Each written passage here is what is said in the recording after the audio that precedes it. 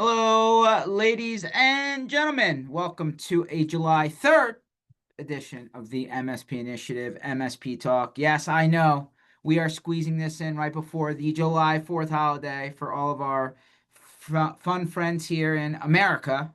That is the United States of America. Multiple other America parts like South America.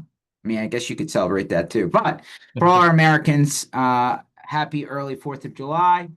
Um, MSPinitiative.com. That's where you're going to find everything that we do. We just got done. Pretty crazy schedule here in June. We're only a couple days into July, so you can see all of the photos and videos from the MSP Community Block Party in Dublin. We did that in conjunction with the Kaseya DattoCon crew. Pretty good turnout. I'd say about 1,000 people there. So I'd say it's pretty good for taking over Dublin for a little bit. Then a couple weeks later, we actually the next week after that, we went down to Tampa and we were running another version of the block party with our friends from the Flow conference hosted by Roost. I thought that was a pretty good one too, even though it was pretty hot. Like think about the two climates, right? Dublin, almost hoodie weather, but kind of nice, and then Tampa, shorts and golf shirt weather. Unless you were inside, then I feel like you needed a hoodie because the air conditioner was cranking. But I digress. All of those photos, all those videos are online. Go check them out. It was a great time. We have a couple things coming up here. We have a Channel Con. So if you're headed down to Nashville for the what used to be called CompTIA, now the Global Industry Technology Association, I changed their name. They're running their event down in Nashville here at the end of July. We'll be there. So happy to connect with people down there. I think we're involved in a pre-day with a bunch of other communities. So check that out in the schedule. And then we have officially announced online the Channel Sports Tour. So if you're in Dallas, Green Bay, Los Angeles, Kansas City, Tampa, and Dublin, we are coming to NFL games in your city. And if you're an NFL fan, and I don't think I need to sell that very hard, then put yourself on the wait list for the Channel Sports Tour. Okay, so that's all of my housekeeping announcements out of the way. We bring for the first time onto the show Chris Wanamaker from Sophos. How you doing today, Chris? I'm doing pretty good. Thanks for having me on, George. Sorry, I had a mouthful, but at least you got to like sit back, relax. So I got it all checked off there. Oh, good. Sounds like some really good stuff for sure.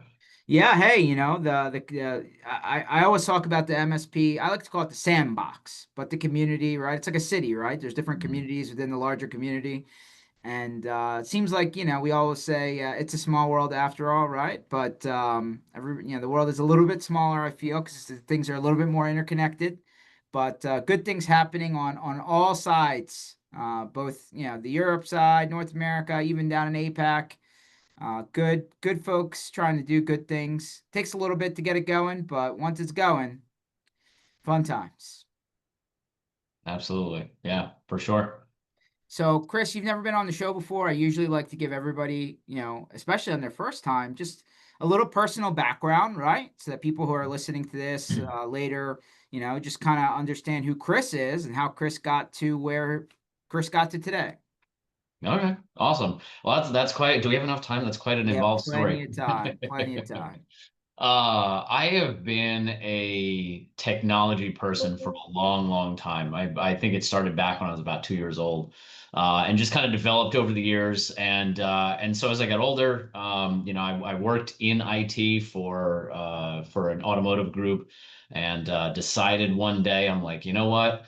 I can do more. And so I started my own IT company. I went from, having a job at 40 hours a week to, running a business at 80 hours a week with less pay. So I think that's a lot of the starting point for a lot of MSPs out there. And I did that for a few years, a lot of manual stuff. Didn't really at that time, didn't really understand, the RMMs and the PSAs. They weren't as prevalent as they are now. I was using tools like LogMeIn to manually go in and download updates and clean up systems and things like that. And So went through my journey and started to hear more about, managed services and, the benefits of, having that monthly recurring revenue coming in versus, a lot one month and a little the next month doing things on kind of a break fix model. So made a switch and started providing MSP services and just kept growing and I wound up merging my company with another company and we were partnered up for a little bit and then we separated and so in 2018 I started a brand new MSP and had the opportunity to start over, a lot of, almost at that point 10 years worth of knowledge of technology and all the things that worked and didn't work and put that into the new MSP and started it and about 2.5 years later it was acquired. And so I built that MSP on Sophos. So here I am on the Sophos team, but I have been with Sophos as a partner long before that through a lot of the iterations, through a lot of the acquisitions over the years. And my last company was centered around the product stack. And then just about a year ago, actually, July 1st, I joined the team to be able to help partners, of Sophos do a lot of the things that I did because I can have very different conversations with them. Because I've been there, I've done that. I've had the conversations with prospects. I've had to make decisions in the business, so I've walked the walk, I've talked the talk in there. And so it's been great. It's been a fun journey for the last year. As I was just listening, like you've been through, I'll call it the life cycle of an IT services business, soup to nuts, right? Yeah. You started IT, MSP, you broke off, you started another MSP, you sold, and then you went to go work for the vendor side. Like most people don't see the end of the first step. Yeah. Got to be honest. So let me pick your brain on a couple of pieces there. I think I want to hear it. I'm sure somebody else would probably want to hear it. So sounds like there was like a 10-year ish gap between start MSP one, start MSP two. So is that about right? Roughly. Yeah. Yeah. Just about. So what did you learn from the first go around that you did completely different when you started the MSP again, second go around? A lot of the things that I learned, going through the initial process was a trial and error. How to. I think one of the big ones was the MSA. Our master service agreement went from I think originally like 2 pages Hmm. to it was like 18 by the time I got done. Because you learn a lot of things. You learn, what you can and can't properly support. I think like many MSPs, I was that type where I just said, you know what, if you have money and you need IT help, I will help you. Not really realizing that not all money, not all revenue is good revenue. And the whole 80/20 and we had some very challenging clients. I'm not gonna sugarcoat it. We had some very challenging clients. We had some amazing clients too.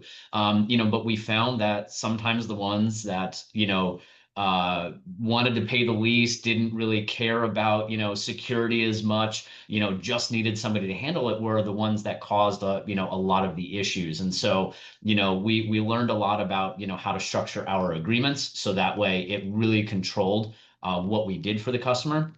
When it came to security, I think one of the biggest shifts, and it's something that I work with partners on today, is the shift from allowing a client to choose their own journey with you as the MSP. And what I mean by that, and I speak specifically from a security perspective, is that when a client comes to us as the MSP, they say, I don't know what I don't know. I don't know servers. I don't know internet. I don't know, security. I don't know all of these things. So I look at you as the MSP, as the expert, as the professional.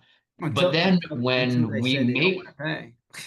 yeah, and then we make recommendations and we say, here's what is going to work for you and your company to protect you and make sure that you don't have downtime and and everything else. And then customer goes, no, no, no, never mind. That's too expensive. I'm too small, whatever the list of excuses are. And as MSPs, we just go, okay, and we let them choose that journey. And then invariably something goes wrong. And the client is pointing their finger at the MSP going, well, it's your fault that it's not working. It's your fault that we got breached. It's your fault, your fault, your fault.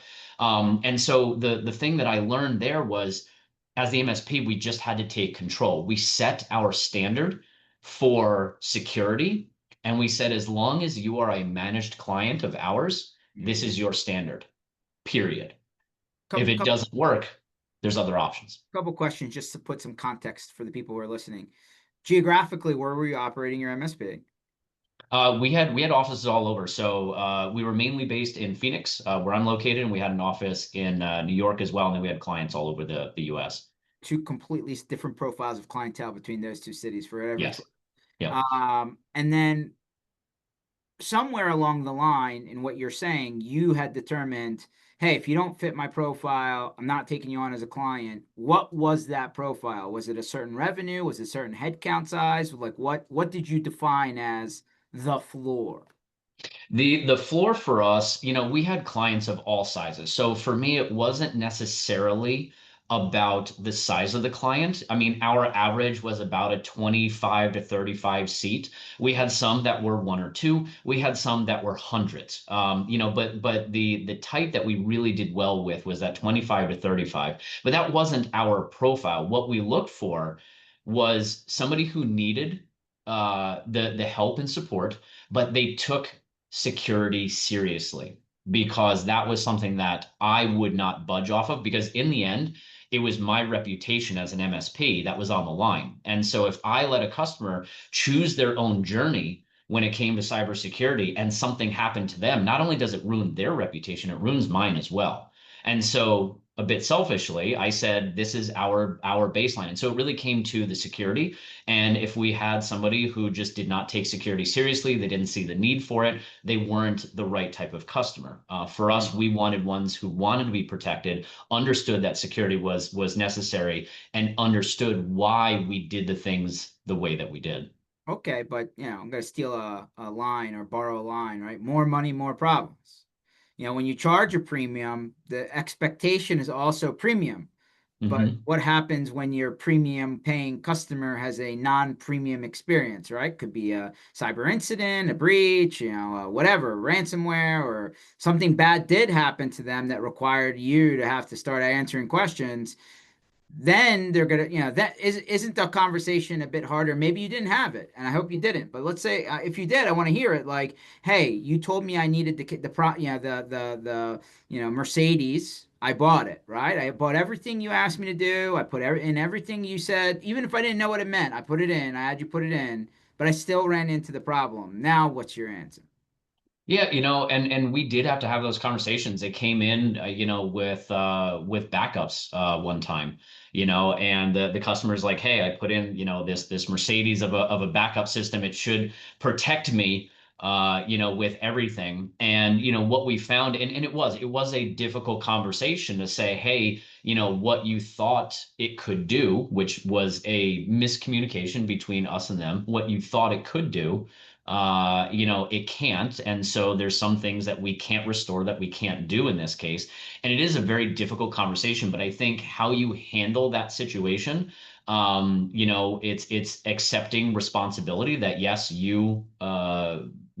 went to the customer and said, you need to put this in. They did as you said, and then it didn't perform the way that it was. So it's you have to accept the responsibility for the miscommunication, and then you have to work to make sure that that client gets as close to back to the way that they were as possible. And the team that we had was really focused on that. It was that customer experience, because without the customers, without the clients, we didn't have a business. So we needed to make sure that they were taken care of. And nobody's perfect, and I think our clients understood that. But how we handled things when they did go sideways, how we communicated with them when things were not the best, I think really made the difference, in those moments. Those difficult conversations are always going to happen in an MSP. Okay, so I'm going to kind of take that thought because I think everybody who's been in this business has run into this situation in one form or another, small, big, medium, somewhere in between. All right. Scenario A is what you just said. Hey, we didn't properly describe what was happening. And so the expectations were not aligned. Okay. That's what you just described. Part B, and I'm sure you have an example of this. I'm going to ask you in a second if you have one to share. What happens when the supplier or the supplier's technology didn't do what it was supposed to do, right? Like they said, hey, it makes you coffee, it starts your car, and all that good stuff. But then, when push comes to shove, like the marketing never met the street, right? Like the reality never emerged. My quick example on that is I always got sold a single pane of glass, Chris, but sure as hell never came. Hmm. Everybody, 18 pages of glass, 20 monitors, Yeah. but it was never single. Okay, so that was my gripe, right? Because I was sold that a lot. Yeah. And then fast forward to modern day, and like I'm gonna stitch this all together and let you reply. Like now we're in the age of AI, right? But then like the more and more I hear about AI, the more and more I find out. Like literally in the last 20 days, something came out, and I can go back and pull up the article. 0-day security flaw in Copilot for Microsoft. Then there's another article saying, hey, like this hallucination thing with AI is real and it can just make up their own answers. And it's like, that's not good. And then to feed into like my last component, and then I'll stop and I'll let you go. I saw in my feed was a guy talking about how he went to his local Chevy dealership's chatbot on the website and had it set it, and it got this bot, which was AI powered clearly, to say that they were accepting a legally binding offer of a very expensive vehicle for not a lot of money. And like that's where things went off the rails. So I'm gonna put that all together, right? You're a vendor supplier thing that fell down, not your fault, their fault. And then modern day, there's new technology coming out. AI is my perfect example where doesn't quite deliver consistently all the time. Yeah. To your first point, I think again, going back to nobody's ever perfect, and I think that that goes to the vendors as well, not just the MSP, but to the vendors as well. And yeah, sometimes the marketing hype doesn't live up to, what is being delivered, or, maybe it's being delivered but not utilized the right way. There's a number of different things that can go into from the vendor side, failing. And as an MSP, that still falls on the MSP's shoulders, because the customer doesn't care.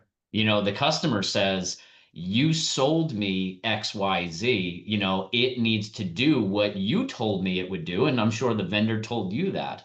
I think that's where having a really good vendor relationship happens. I mean, if it's something that consistently happens, you have to reevaluate your relationship with that vendor. But I think any good strong vendor relationship goes, hey, listen, what you told us it was going to do isn't. Now our customer is upset. And so the MSP has to act a little bit like that liaison and say, listen, what are we doing to fix this? What are we doing to maybe fast track this? What are we doing to make the customer happy? Because at the end of the day, the customer's paying us and I'm paying you. So we need to make sure that those things are working the way that they should be, or maybe reset the expectations. And I think a very good, partnership will have the vendor go, let us do what we can do to make this right as quickly as possible. And if it's something that requires development or, adding more into, the product or the product stack, then we're going to get the teams on it and start, working on that. And that's important, because you don't want a vendor to just go, oh, well, hey, we'll get to it when we get to it. You want the vendor to go, hey, we understand that this is important and we need to do better. We need to deliver what we said we were going to deliver. We need to make sure that the bugs are out of it. And so having a vendor and a partner relationship like that, I think is key.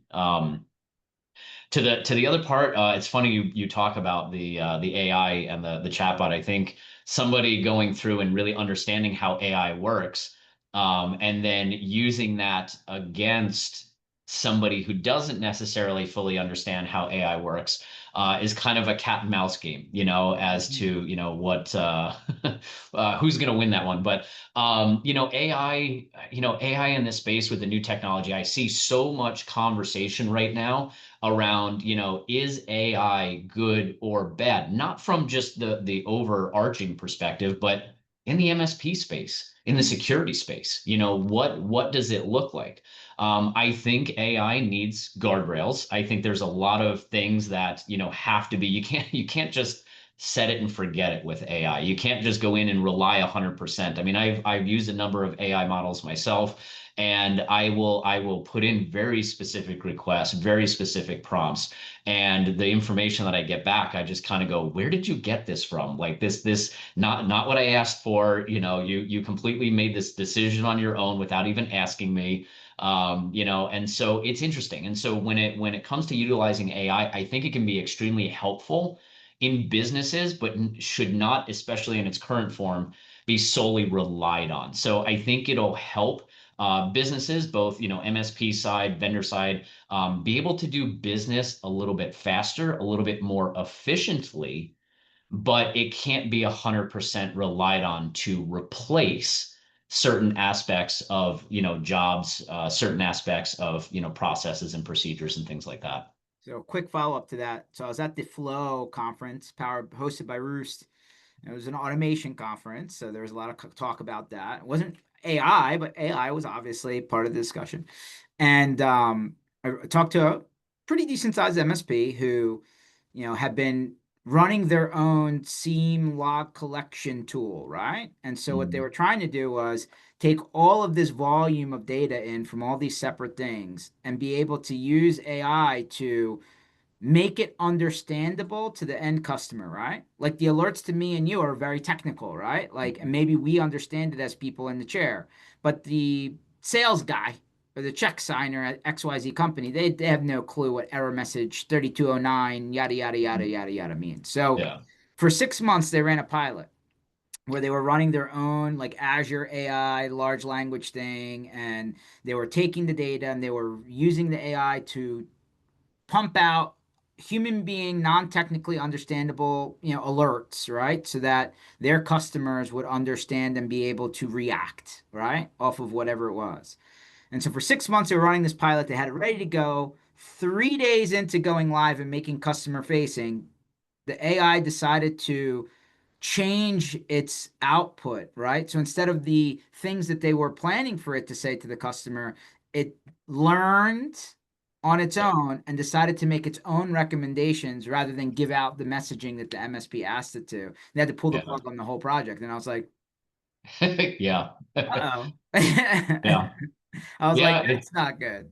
No, it's not. Especially, it's like, well, what is the AI learning, and what is it like? Where is it deciding that I'm just going to go down this separate path without the prompt? What's being injected into it? What is it learning from what it's being fed to just make that decision? And that's where again, AI can be great. I think it has some amazing potentials, but it has to be closely monitored. And, you have to make sure that the information that you're getting, there has to be some sort of validation to it. And it really has to be, there has to be oversight on it, because you can't have it making decisions on its own, and telling customer things that are outside of your brand, outside of your messaging, or just giving out completely wrong information that could do more harm than good. Right. And so imagine the customer's getting completely inaccurate replies, and it's like, do I have a breach? Like, am I down? Like, what are you telling me? And it's like, wait a minute. Hold Yeah. on a second. So I assume that in MSP, your second iteration of MSP, you already said you were very security focused. Seems like you sold it really quickly. So I'm assuming a lot of your revenue in terms of like how that business was valued was based on the security. Are you in a position to share to us like how that value, well, like, was what percentage of the revenue was the security focus? Was it just part of the bigger stack? Did you segregate it out? Just maybe paint the picture for us. It's been a few years, so my recollection of specifics is a little bit cloudy. But for us, we did section everything out. So part of my responsibility was building the business itself. So I had a business partner. His role was focused on service delivery, making sure on the client facing side they were taken care of. My focus was on building that business. And so I spent a lot of time in the books looking at the revenue and the expenses. And so, yeah, we had it all broken out. We were very much all in seat. So it was a per user pricing model. Everything was included. So it was a true all you can eat. We did have some different, flavors of it. So we had like our fully managed, which was everything, hand over the keys, and we'll take care of it. We had more of a hybrid, which was, worked well for some of our customers who didn't have a lot of on-sites, didn't have a lot of projects, things like that. But security was the base of everything. So if you were managed, regardless of the flavor of what whatever package you were on, the security stack was the same. We kind of messed with everything else. So for us, yeah, security was the base. It was a large portion of the revenue, and again, our client base, we didn't section things out for them, so that we didn't have like you're paying this much for this part of security and you're paying this much for management. It was just one price, everything is included. And so we would in the books, I had it sectioned out so we knew our product cost, we knew our service cost from vendors, but then we also had our labor cost split out. So every ticket, we had time against agreements, how profitable were the agreements. So we spent a lot of time focusing on that. And then, through the acquisition, it was very much focused on, a multiplier of our agreements, so of the revenue and guaranteed revenue that was coming in. So we a lot of our agreements were 3+ years.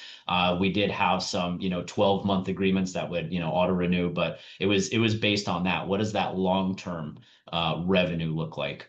Interesting. How many clients did you have on agreements at the time of sale? Uh, 80, 60. Okay. All right. 60. Yeah. Because I mean, listen, we still had some, break fix customers. We still had some customers who only bought licensing from us, so it was a mix. The majority of our clients were all managed, but we still had some smaller ones who were like, we don't really want to be managed, but we need some endpoint security, or hey, we don't really want to be managed, but we need some cabling run. And so we still had a few of those. So if I look, it was probably about 60 managed. Okay. By the way, that's a tangible, attainable number, right? You don't need to Mhm. have some outside investor to get to this number. No. Um, so part of the problem in any smaller MSP or just even larger MSPs is just like supplier evaluation, vendor, selection, right? You said you selected Sophos. I assumed that you didn't just one and done this sucker. You probably looked at a bunch of stuff. Explain why, like what was your process and why and how did Sophos end up being the choice? Yeah. I mean, Sophos, I was along, with the journey of Sophos for quite some time. So I got to see a lot of the iterations. And I think one of the biggest things for me was the synchronized security aspect that they introduced a number of years ago. And that's the ability for, endpoint and firewall and now MDR and the other products to all share telemetry data. And so if the firewall sees something, it can isolate an endpoint. Endpoint can isolate itself. And to me, that was something that nobody else in the security space was doing. And I said, if you're going to look at security as a whole, you want that telemetry shared. I mean, we see this now with all the integrations that are out there. I mean, we have a number of them ourselves for other vendors in the security space because we understand how important it is to have that information to be able to correlate something that's happening here with something that's happening over here. And if you have a lot of different systems that aren't talking to each other, aren't bringing that information together, it makes it real hard to know, well, do I have a breach? What's going on? Do I have the full picture? So that was a lot of the reason why. So I was there for that journey through the growth and the acquisitions and everything, all the really cool features that they were bringing in, all the cool products that they were bringing in. But the conversations that I had with security vendors never stopped. My viewpoint on it was Sophos was the best for what we were doing and needing to do for our clients. But Hmm. I would still have conversations almost every week with other vendors pitching and going, wow, this is why, this is why we're better. This is why, how we're different. And I would listen to it. I would evaluate it. I would get demos. I would get NFRs and I would evaluate it. And I go, here's where my standard is. Where do you fall? And if something is better and can provide more security, then that's the direction that I'm going to go. But in my experience, I did not have anything that went above Sophos. There were a few other products that we had to bring in, because Sophos just doesn't do things like backup and disaster recovery, PAM, things like that. So we had other products, but the majority of the Sophos stack covered what we were providing for our clients, and it worked well together. And again, I never went to my clients and said, well, we're putting in, Sophos this and, Datto that. Like I didn't put names out there. I went to my customers and I said, this is our security standard. This is what we're going to do, period. It doesn't matter the vendor. It matters that I'm being held accountable to this standard. And if today that's Sophos and it's tomorrow, tomorrow it's somebody else, then we're going to work on making that switch because we need to provide to our customer. We need to adhere to, what we've said we would do for them. But I never had anything that came along and said, hey, this works better than Sophos. And so, yeah, we built Hmm. everything off of the platform. It's interesting. I mean, and approximately, this is what time wise? Is it what year? 2018 to like late 2021.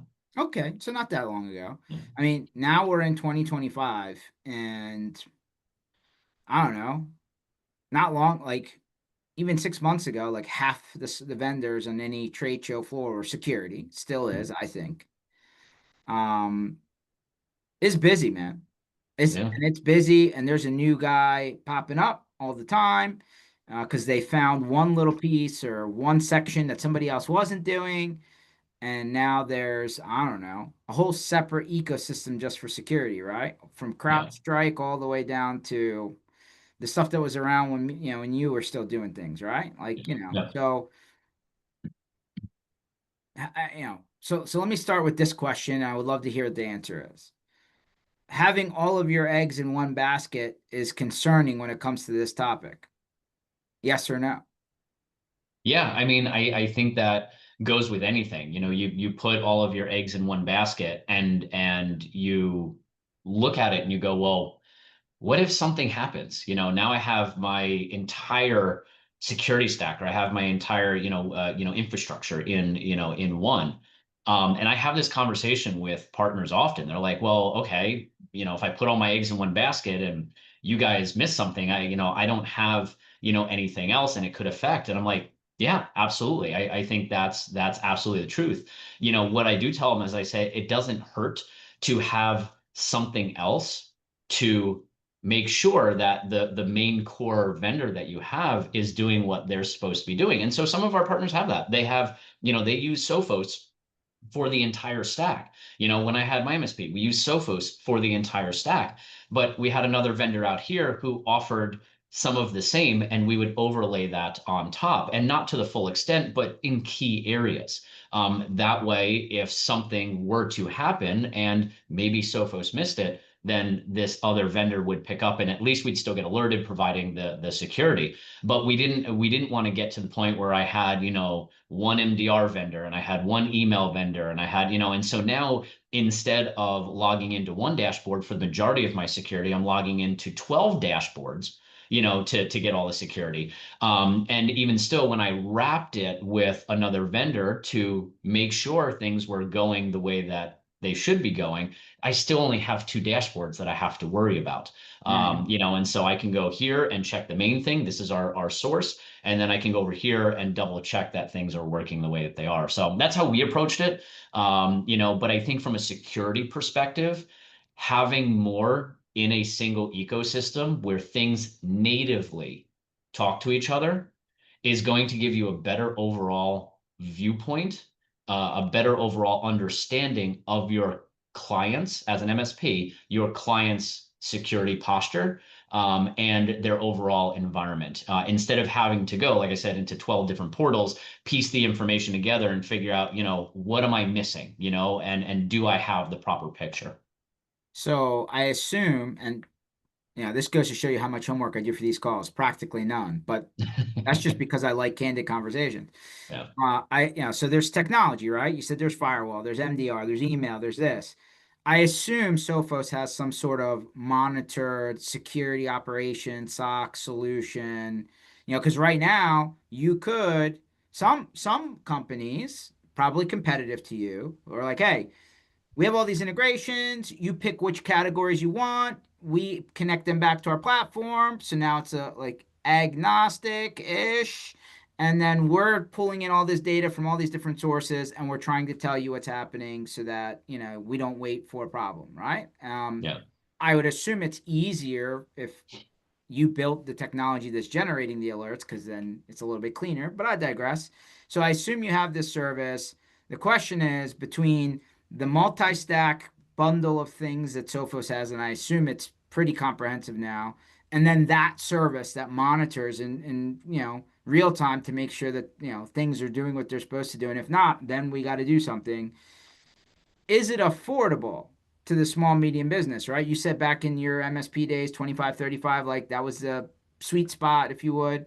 Like a lot of these services like are built for mid enterprise, right? You get down to the sub 100, sub 150 employee org, almost prices them out, right? Like even Microsoft, right? Think Microsoft M5, right? With all the stuff they jack into that.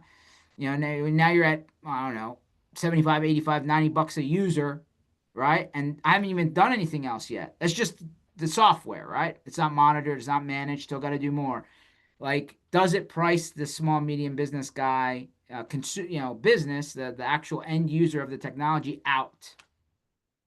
I don't think so because again, having the MSP, we had those onesie twosie type customers that you know we had this full security stack in there.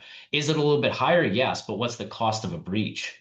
Right. What is that cost? And I think that goes far further than the cost of prevention. I do understand that price is still a concern, especially, with the economical climate and the way things are going and some uncertainty, there are people who are going, listen, we can only budget so much. And I think that's where, as an MSP, you have to work with your customer to provide the security that they need, but obviously make sure that, it's not overkill for them. Hmm. But it's also not barely protecting them. And I think there's a big difference too, to me personally, is that there's a big difference when it comes to security between checking a box and just going, yes, I have this in place versus providing true protection for the clients. And I think some of the solutions and services that are out there that just check a box are less expensive, because and a little bit more affordable for maybe those small mid-size type businesses. But again, you're checking a box, and what is it really doing for the customer? And so I always go back that my value, my position on that was always, it might be a little bit more expensive up front as compared to some of the other things there, but it's going to cost you a lot less than a breach would, when you get to that point, because there's so many costs involved in those sorts of things. And so, I mean, that's how I positioned our MSP. I told my customers and prospects, I was like, listen, I'm not the cheapest guy in town. And by far, if you look at the range, I'm actually up closer to the top of it. But the reason being is because I'm investing in the protection. I'm investing in the service. I'm investing in the things that we do to protect your business from threats and failures and everything else like that. And could somebody do it less expensive? 100%. But what are you not getting when you do that? And so it became a very different conversation. And we had customers coming to us that were with other MSPs that were charging 40, 50, $60 a seat, and we're in the multi hundreds, and Hmm. they're going, I need that peace of mind. I need that safety. I need that security. And, looking at what we were doing and how we were doing it provided that for them. But I guess this is where and you are the business growth, sales, marketing, numbers guy. But here's the problem. I'm sure you've run into it. Like, still a little bit of the wild, wild west. I could just make my website say the same thing as your website. And like, how Mhm. does the person making a decision know any different that what you're offering versus what I'm offering? The proposal says the same thing. The verbiage is almost damn near identical. Got the columns and the check boxes. What's missing? I don't think Yeah, they're qualified to know the answer. yeah, it's and that's the thing is that the a lot of the prospects didn't know. I could say something and I could have a competitor say the same exact thing. Behind the scenes, are we doing it the same way? No, not at all.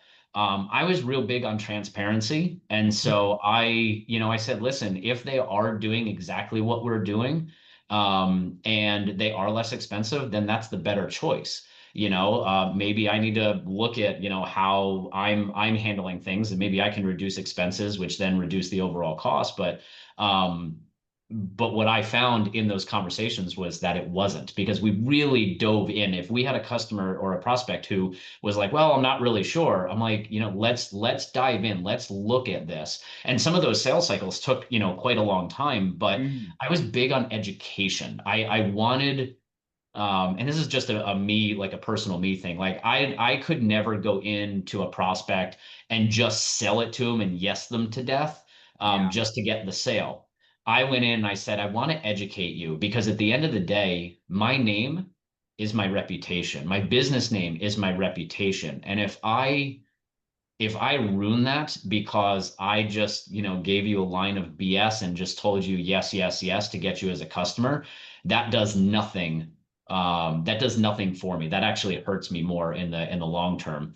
And we had customers that's what happened. Somebody else came in and, promised them the world, and the grass was super green on the other side. And, they made the switch and they realized that there was no grass on the other side, and things didn't get handled. And it really ruined that other MSP's reputation. And they came back to us. I mean, there was one who left for a year and was like very quick to get back, with us, sort of thing, because we operated on honesty and integrity. Mm. I never, I did what was in the best interest of my clients all the time. And it was that's how I approached everything. So yeah, when it came to, the features and the benefits and all that other stuff, I was like, here's what we're offering. If you're being told the same over here for significantly less, then there's other things that we need to take a look at. And I would mention to them, I'm like, how many people do they have working for them? Is it going to be the same person coming out every time? Is there a call center available? Like, what happens when you do have an issue? Everything is great when you don't, but what happens when you do? How is that handled? And some of the ones that were, said they could do the same things, but were charging way less. Well, it turns out it was just one or two people, and the Mm. owner decided to go on vacation and not pay attention to his phone. And then his one tech got overwhelmed and, wound up going home early because he had a family emergency. And now all these clients are left out to dry. So it was looking at, the conversation and trying to really dig into, if they're truly offering the same thing, then let's compare those, as we say, the apples to apples. You know, mileage varies clearly based on this conversation. Does Sophos, I know some people have offered this. I don't know. I'm asking you, somebody who works at Sophos. Do you run into people who are offering some sort of warranty, or I'm not going to say cyber insurance because I believe that's slightly different context, has more strings attached to it, but like they offer some sort of like coverage as part of their service as a like, hey, we back our stuff. We'll even cover something up to this, right? Have you heard this approach before? Yeah, I mean, there's a few vendors out there that are doing that. I mean, Sophos does too. We have our breach warranty, Oh. for our MDR service, and that's not. I mean, it's not an insurance policy, by any means. It's very, very different. It's Sophos saying, listen, we believe so much in what we do, that if you have it configured, you have that the green check mark, 100% health, that we will put our own money behind it should something happen in your environment. And it is, I think that does help strengthen, the argument, the conversation a bit. because if a vendor is willing to say, hey, we're going to put our own money behind it should something happen, I think that's a very, very strong belief in that the product is solid. And we are going to, make sure that, everything is done the right way. And if it's not, there's some financial compensation, for it as well. Huh. I didn't even know that. That's interesting. I mean, the fact that that's even out there says a lot, to be honest. Mhm. I assume now that you're on the other side of the aisle, right? The vendor side. Some people call that the dark side, but I don't. Yep, yep. Both sides need each other, right? Yep. Um, where have you seen where things have really gone wrong, where the green checkbox wasn't there, and all of a sudden what we thought was working wasn't? Like I assume those situations get a little bit frustrating and messy, probably. How do we help prevent that? I think some of it is through education, and this is just kind of based on what I've seen, is that I think the viewpoints on what security is or what it should be in a client's environment is a little bit different. Mm, And so I think a bit of education. I think there's also, and again, I guess this goes back to education, but the other things that I see often, and we have a great system on Sophos where if you go into any of the policies and you start turning things off that should not be turned off, we highlight it in red. We're like, hey, you should not be turning this off. But I think in some instances, engineers, my engineers were not immune from this. Hey, let's just solve a problem and exclude the entire C drive from, any sort of protection because you know what, that fixes the problem. And sure. so it comes down again to that education of why doing something like that could do more harm than good. So I think there's some education on the MSP on the support side of it. I think there's some education on the the partner side to understand security in an environment, how to protect in the best way possible. And I know the product teams are great at making sure again that if you try and turn something off or configure it the wrong way, there's an alert. It's telling you, hey, visually that this should not be turned off. We have health checks. So, in any environment, if somebody has tamper protection turned off, which can allow the endpoint to be removed, if, somebody has a policy that goes against best practices, our health check will bring that up, will show you, hey, this should be resolved. And we have a great feature that allows you to just like one click fix. So if you have 15 machines where tamper protection was turned off because, I don't know, it was they needed, the engineer needed to do something, you can quickly go in and fix them. And so it's the report that the account health check is a great way to see that information. On top of it, when customers are onboarded into our MDR services, into the SOC, our SOC goes through and does a check as well. And they will look, at the environment. They will look at the policies that are there. We had pre-built policies to allow communication for our remote tools and things like that should an environment get locked down. And the MDR team, every time, I mean, I love them, but they would email us and say, hey, you onboarded this customer, you have these exemptions. We do not recommend these exemptions. Here's why. And we'd explain to them, again, this is why we have them. But there's that second level of check, having over 500 people in our security operations team looking at this stuff going, hey, this is not a best practice. We're going to educate you as to why so you can make the adjustments on it. I think is a big help. Right. Especially when they turn something off because they're testing something and then they left it off and then Hmm. forgot it was off and then Yeah. then something bad happened later on and they were like, "Oh, it wasn't actually running." Yeah. And that's why I love the account health check personally. I mean, I used it a lot in my MSP, and it can be emailed out. So every week you get a report, shows all your customers what their scores are. And I tell partners this, I'm like, when you get that report, if it's not 100, you need to go in and see why. And because more than likely, an engineer went in, had to bypass something, for testing purposes. Everything worked fine, didn't put the settings back, went on to the next ticket and completely forgot about it, out of sight, out of mind. but not with the account health check. That's the reminder. Hey, you've got this thing sitting out here that could potentially cause some issues. Let's get that resolved. Let's get this client back to 100%. 100%. Last topic, unless you had another direction you want to go in, but it's just I feel like every quarter, every 90 days, right? Like I mentioned the word CrowdStrike earlier in this session. I was traveling when that whole thing went down, and like, the world that was using CrowdStrike went down in one day. Not great, but hey, everybody knew who CrowdStrike was, or at least heard the name on every news channel for like 2 days, right? But Mhm. like zoom into the MSP set of vendors in the sub vertical of the larger technology industry. Like today, this week, we are dealing with yet another issue that, people are jumping through hoops who, their particular vendor, with not a lot of notice had a problem, right? And they got to jump to deal with that. So like, we all hear how, regulatory and compliance is just taxes, and it just trickles downstream. Well, this is, in my opinion, this is time and expense, and your attention is being taken away from your business to go deal with some supplier vendor thing. It's just the same result, right? It's another layer of aggravation that costs you in the end money, right?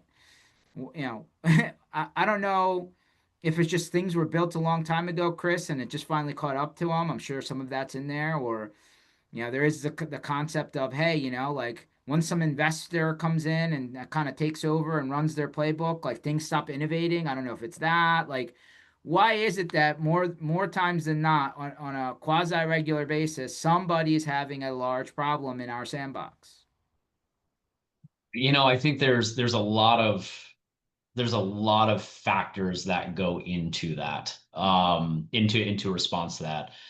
Technology is constantly evolving, and there's new things that are going on. I mean, listen, in the security space, it's constant cat and mouse. When we're dealing with threat actors who are very smart, very well funded, very innovative. We're on the security side having to combat that, and so it's kind of back and forth. And so you think you have everything covered, and then they turn around and they've unleashed something new, and now it's just kind of that back and forth. But on the technology side, there's a lot of innovation going on to protect against those threats and the new things that are going on. And sometimes, yeah, I think like you said, it can be, depending on what's going on behind the scenes, it can be maybe the innovation has stopped, or maybe focus is put elsewhere. Um, and things kind of break down, or the technology that they're meant to protect is outpacing kind of what's being done to protect it, and then you have that difference there. So I don't know. I think there's a lot of different factors that go into it, depending on the who and the what in this space. Seems like at least once a year, the who and the what is big enough that it's a problem. Yeah. And hey, by the way, let's not forget the big guys have problems too. Microsoft's Oh no, yeah. is right in the middle of the conversation as well, right? They have their own problems, but Yeah. they're the big elephant, right? Like you can't ignore them, and everybody seems to be on it. So it's just so let me take that theme and then ask you, ex MSP business owner, Mm. is the liability of running a technology services business more today in 25 than it was for you in 21? Yeah. And I think it increases every year. You have new threats that are out there. You have different types of systems that you have to protect. You have AI doing its own thing. I think there's a lot more now than there was just 4 years ago, even just a year ago. In this space, and things are constantly changing and evolving. And as an MSP, when you go in and you go to a customer, you go to a prospect, and you say, I'm going to protect you. Well, you have to understand what you're protecting, and what are you protecting them from? Mm, Because sometimes it's outside threats, sometimes it's insider threats, sometimes it's their systems, and especially if they're using AI, and you have to really, as an MSP, years and years and years ago, when I was, starting that journey, moving from like kind of a break fix into the MSP model, is the patching done? Has the computer been restarted? Do they have a firewall? Do they have some endpoint security? That's it. Like it was very basic. It wasn't, as complex as it is now. And, nowadays you have AI, you have the cloud. So you have on-prem environments that, talk to cloud environments. You have AI working between them. You have remote workforce. I think that's one of the largest things to deal with now. While remote workforce was a thing, when I had an MSP, it is way more expansive now. There are far more companies that are, working remotely. How do you protect those devices when you can't physically always go and touch them? So I think there's a lot of different elements that go into it. And so as an MSP, there's more that you are responsible for. There's more that you have to protect. And so yeah, the liability falls on the MSP to do a thorough job of documenting and uncovering technology in the environment that they have to support. And so if the onboarding process, if the discovery process is flawed or not as complete as it should be, you're going to miss things that could lead to potential breaches, could lead to potential pitfalls for customers. I assume the MSA you would have in 25, if you're still running your MSP, would be more than 18 pages. Yeah, I think last look was like 32 or something like that. Yeah, so it just keeps climbing. I think like every year there's like 4 or 5 pages that get added. Because again, here's the thing: you think you have everything covered, and it doesn't matter how good of a legal team that you have. I mean, listen, I loved the attorneys that I had. They were expensive, but they were good. Mm, But we always learned something new mm. from our clients. Invariably a client would find some sort of a loophole. I'm like, okay, great, new version of the MSA, and we close that loophole, and then another one opens up, and that's why it's gotten so long. But it's also setting the expectation. It is defining where that liability is. As an MSP, if a customer said, I don't want endpoint security, that's not going to become my problem. And that's why we took the stance that we did, is that I'm not, because of your lack of knowledge, your poor decision as a client, not wanting, or even just like I don't want to pay for it. I'm not going to take on that responsibility. So our MSA outlined where that responsibility lies for all of those areas. We were very clear that if we did make a recommendation, because again, our security was standard, but if we said, hey, listen, your server's failing, we need to replace this piece of equipment, and the customer's like, well, I don't have that money right now, we'll just wing it. I made sure that, listen, I documented and said, you have declined this. This is what it could potentially lead to. We do not have any responsibility because we've made you aware of it. So if it fails, this is no longer covered under our agreement. You will be paying hourly, and so we outlined that. We made the customer sign it if they chose not to do it. Now, we had very few of those. A lot of our customers, looked at us and said, hey, you're the expert, you're the professional, so we're going to take your recommendations. And it proved time and time again that, hey, we made recommendations that were not a money grab for us. Again, we operated with honesty and integrity. And so the recommendations we're making is because we didn't want that customer to fail or have a breach or any sort of a situation. And we communicated that, we put things in place, and we protected them. So a lot of communication, but also a lot of, this is where our responsibilities lie, this is where your responsibilities lie, and here's where the liability for each lies as well. I agree. That is very good advice. Chris, where do people find more information about? I mean, Sophos is a big company, you deal with a lot of people, specifically like the MSP IT services program. Where do they go to get more information? If it's you, how do they contact you, or where do you want to direct them?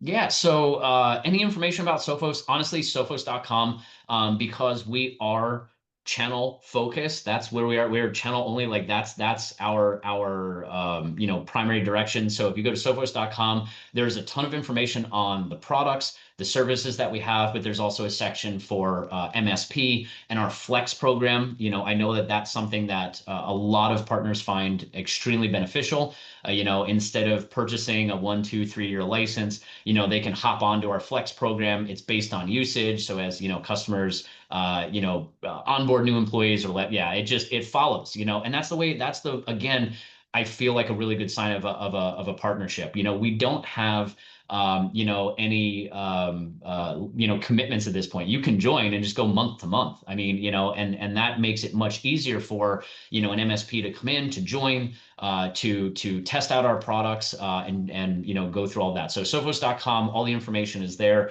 on the MSP program and all of our products and services. For me, LinkedIn is probably the easiest way. I have a unique name, but just Chris Wanamaker, Sophos, and connect with me, reach out to me. I love chatting with partners and MSPs, not only about security because it's something I'm very passionate about, but also the MSP space. So I kind of straddle those two sides, and I joke around and I say, sometimes I'm gonna cover up on this side here, cover up my Sophos logo, and talk to you as an MSP because I've been there, I've done that. But then I can uncover that and talk to you from a security perspective on the vendor side as well.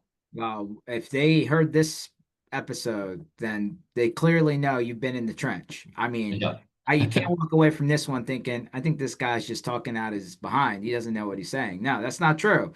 There are some really good tidbits here, and quite frankly, I wish, Sophos did a smart thing by hiring somebody from inside of the sandbox to work on the, like if it, I assume if that could happen in every case, that would be the standard. Unfortunately, Yeah. there's probably not enough of Chris's out there to Yeah. fill the chairs on the other side. But I digress. This was really good, Chris. I love the background story. You definitely have lived the life, for sure. And Sophos seems to be, very MSP focused, like you said. So, very happy to hear that. Not only did you bought it, you sold it, you partnered with it, and then you were like, "Yep, still like the story. I'm going to go over here and help on the other side." That's awesome. I believe it. I think that's ultimately what it comes down to is I believe it because I've been there, I've done it, I've tested it. I've been through the good and the bad. I mean, every vendor has that, but Sophos time and time again has proved that they are focused on providing our partners, the MSPs, with what they need to protect the clients that they have. And I had it in my MSP, and it was just such a great experience that I said I want to be on this side, having these conversations with MSPs, helping them understand how important security is, but more importantly, how Sophos can deliver what they need for their clients. Love it. Thanks for jumping on today, Chris. Guys, this session was 100% recorded. I'm going to post it on MSPinitiative.com under sessions, the YouTube, the podcatchers.